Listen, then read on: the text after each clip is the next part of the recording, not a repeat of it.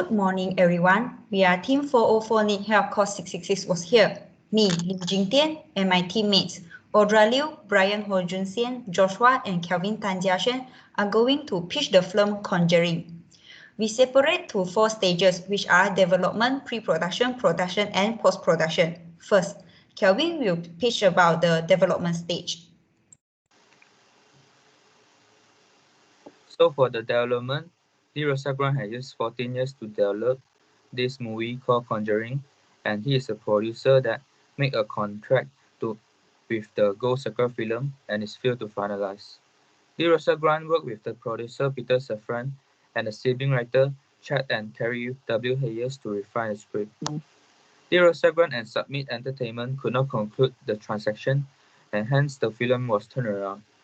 In November 11, 2009, Lim Jing Tian reconnected and a deal was made between New Line Cinema and Lim Jing Tian Evergreen Media Group. For the logline is 2 paranormal investigators help to free a family terrorized by a demonic force inhabiting their farmhouse. And the duration for this movie is 1 hour 52 minutes. Tone and genre is horror and thriller. And language used is English, and the synopsis is Ed and Lauren Warren, who are the paranormal investigators, assist the parents' family who has some disturbing events at their farmhouse. And now is a short trailer of The Conjuring.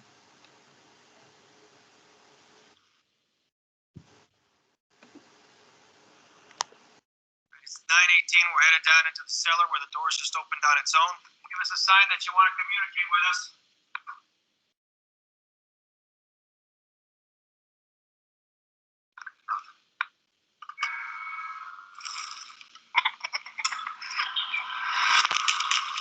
What are you guys? Well, we've been called ghost hunters, paranormal researchers. But we prefer to be known simply as Ed and Lorraine Warren.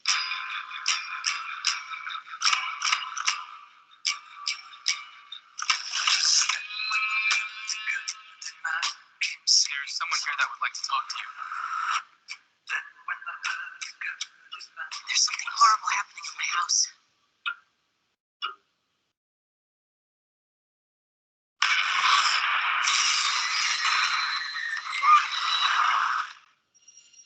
It's November 1st, 1971. I'm sitting here with Carolyn Perrin, who, with her family, has been experiencing supernatural occurrences. You picking up anything in here, hon? Something awful happened here, Ed. What is it? Whatever Lorraine sees, feels, touches, takes a toll on her. A little piece each time. You have a lot of spirits in here, but there's one that I'm most worried about because it is so hateful.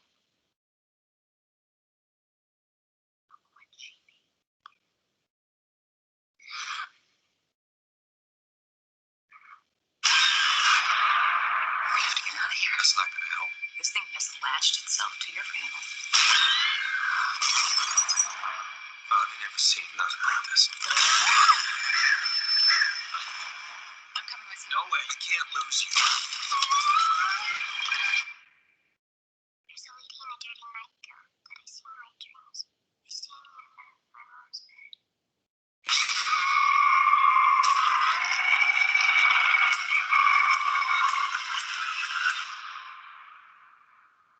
Do you want to see him? Yeah? When the music stops, see him in the mirror standing behind you.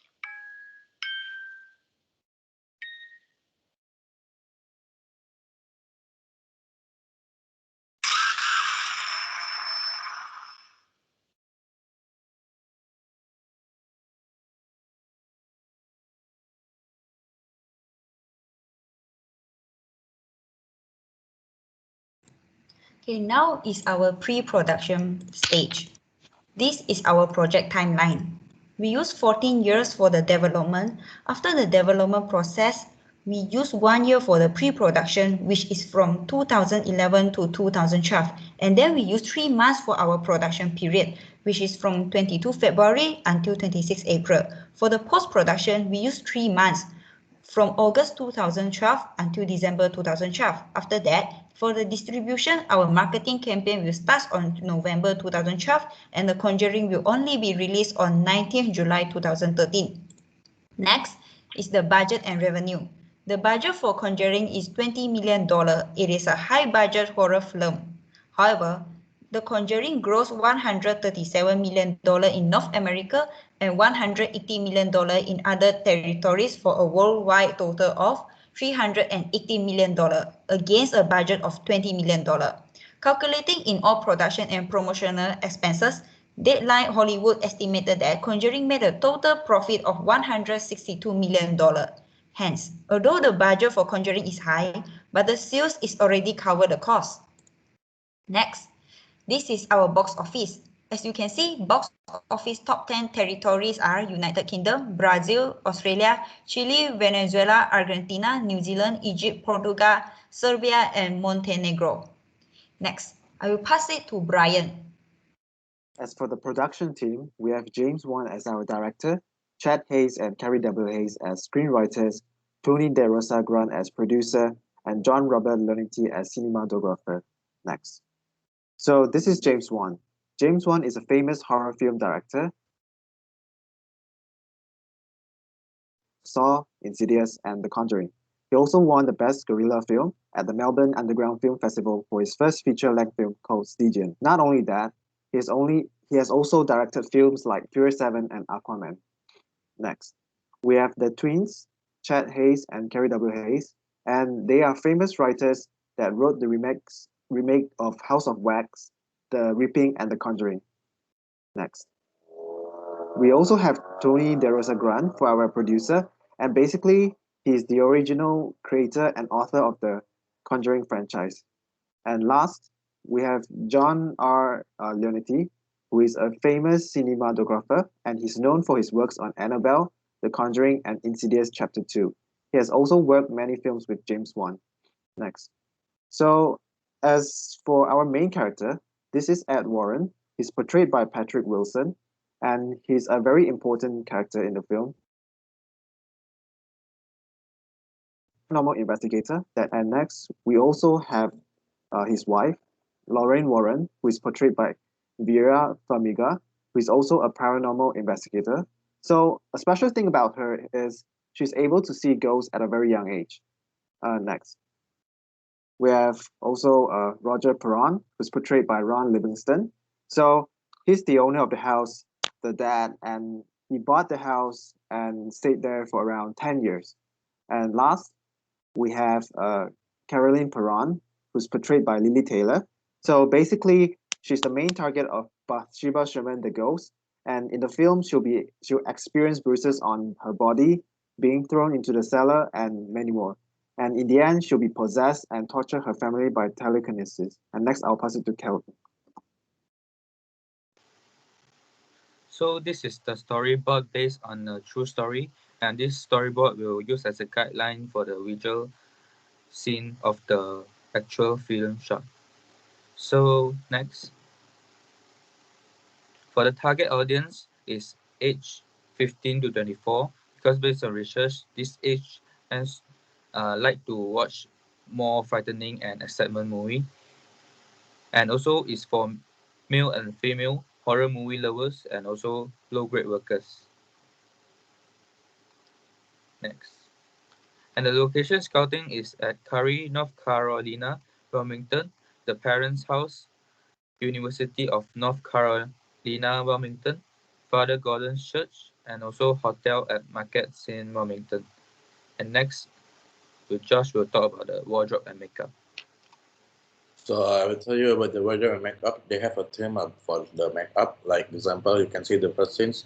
They put like soft lens and then fake hairs, and then make sure like the actor will be like 100% look like a ghost and something else like that. And the wardrobe they have a put special effect also. Like you can see in the first scenes and the second things have the Ouija board in there, and then they putting on the for the next effect for the movie. Next slide, please.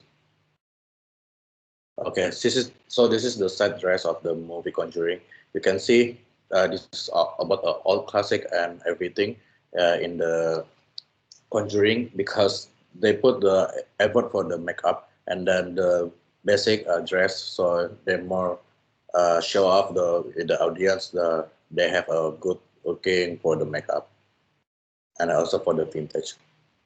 Next slide. Now we will talk about the production stage. For our cameras, we are using Arri LSR, Les Sumiluxi, and Fujinon Premier lens.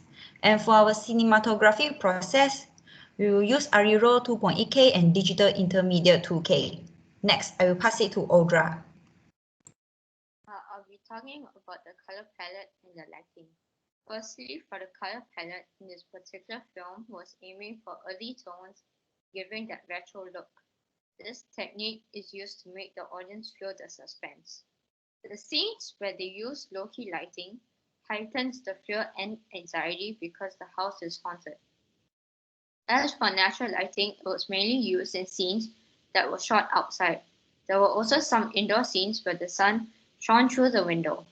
It gave the feeling like it's a documentary film, since Conjuring is based on true events.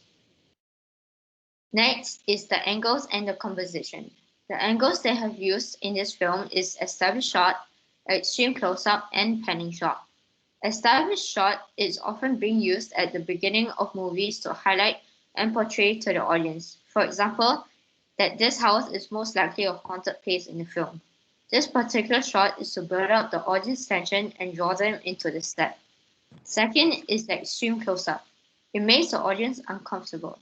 For this specific scene, the audience is focused on the demon. Now for the panning shot, panning is a moving still camera along horizontally from a stable position, which it all depends on the subject. It follows the movement of an individual, turning their head side to side. Now for the composition, they have made use of rule of thirds, which is the process of an image being divided, using two horizontal and two vertical lines. It's a guideline. It's a bit like the viewer's eye on an image, and the focal point is on the subject. Last but not least is the best horror scenes. These scenes are the scariest moments in The Conjuring. The first scene is where the spirit is being casted out from the girl by Lorraine Warren. Second scene is the dresser scene. It's one of the scariest scenes in Conjuring because the demon is on top of the wardrobe, which portrays how there was some evil vibes with the wardrobe as they kept luring the girl. The last scene, this scene is called the hide and clap scene.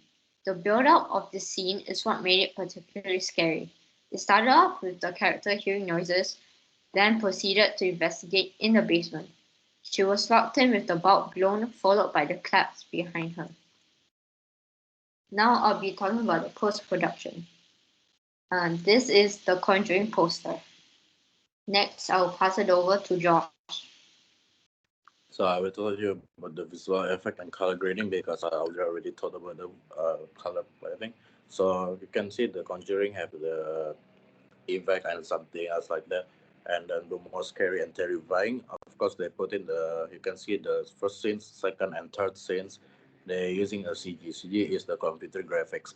The first scenes you can see the chair throw to the window. Actually, this is not about the chair, the real chair to throw the window. It's about the computer graphic, and they are editing for like the chair pop up and throw the window, and the window is broke. And then the second, you can see the someone neck will be like pop up and like the ghost in there. Actually, it's not about the ghost in there. If it's the someone in there, and then pull up the necklace, and then like slowly, and then the computer graphic make the using visible. Then the CG bird, like the you can see the from the scenes, the bird will be coming up and then destroy the window for the car. And instead, it's not actually the bird, and instead about CG computer graphic design. And you can see the rough test. The actor, uh, they are put it on the rope, and then they have a machine, and then using the rope, the machine will display spinning for the scenes. Next slide, please. Next. Okay, sound effect and music.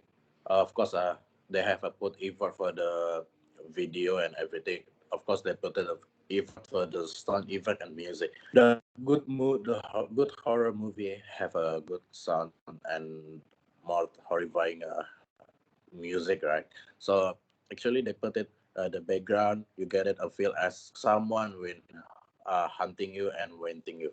Like example, they put have the arguing in the background and then gloomy terrifying music. It's make the situation is more darky and then also terrifying for the audience. And then the human voice, why they put it in human voice also, because the movie, the good horror movie doesn't always make a jump scare and then very horror. They wanted to make a focus on the plot, because the good horror movie wanted to how do they make a solid and then climax for the movie. And then this has a two effect from the horror movie. This is the call it is the synchronous sounds and the asynchronous sounds. What is synchronous and asynchronous? So synchronous sounds have great realism in the film and also gives a more in-depth description of the setting and mood. And asynchronous sounds do not match a visual cues. Example, the synchronous sounds like they have like people like happy acting right now, so they put in like the good music and warm effect for the scenes. And what is synchronous sounds do not match visual cues. The example, if they want the actor will be arguing, but the music like the put it like the happy music and the happy song. So yeah, that's it. Next slide, please. Now we are going to talk about the distribution. Our main distribution is theatrical. We will release the film globally at different country theater, as you can see in our slide. Next. After that, Warner Bros. Pictures, 20th Century Fox, Film 1, HBO, and Veronica have the copyright to release Conjuring on TV. Also, Warner Bros. Home Entertainment, Warner Home Video, Argentina Video Home, and Village have the copyright to make Conjuring into DVD and Blu-ray format. Before this, we will also participate in film festivals and premieres. For example, Madrid International Fantasy Film Festival and Los Angeles Film Festival, which will held on June. And for the premiere, we have red carpet premiere and world premiere. Next. In the future, people can also watch Conjuring by buying this or watch it on digital platform. In 2020, HBO Max in USA released the film Conjuring again. Next slide. This is our distribution timeline. We will release trailer and first promotional images on November 2012, and our marketing campaign will start on February 2013. Our film festivals will be held on June 2013, and the premiere will be held on 15 July 2013. And then only the film will release on cinemas at 19 July 2013. DVD and Blu-ray format will only available on 22 October 2013. Next slide, we will talk about the marketing strategy. We will promote heavily as Conjuring is based on a true story, so that people feel that the horror and the shock of the story is intensified, and they know if they know it was once real, making them more determined to go and see the film. In the few weeks leading up to the film release, our trailers and TV spots will feature the real-life parent family. Next slide. The trailers and TV spots will then follow by a feature entitled The Devil's Hour, in which Lauren Warren and other paranormal investigators explain some of the supernatural occurrence seen in the film. Next slide. The other method to promote Conjuring is using the internet. We have a variety of different social networking sites to attract a wider audience and interact with them. We have Facebook, Twitter, and Instagram. The use of social media is helping to spread news about the film faster, as this social media networking allow you to like and share pages. It also helps to expand and reach younger audience, such as teenagers who use these social networking sites. Next. Both the Facebook page and Twitter page can be accessed from the film official website. On the film's website, there is a variety of information available to audience. For example, the movie synopsis, a gallery providing a range of different photographs taken from the film, and also all 3 trailers for the film available on the website. Next. When promoting The Conjuring, we will release 3 film posters, which position on the side of buses, bus stop, and billboards. All film poster will reflect the key elements of the horror genre, as you can see in our slide. Last, for the film's promotion, we will also have a number of different trailers to keep audience keen and interested. If you still have any inquiries, feel free to contact us on Facebook, Instagram, or Twitter. Thank you.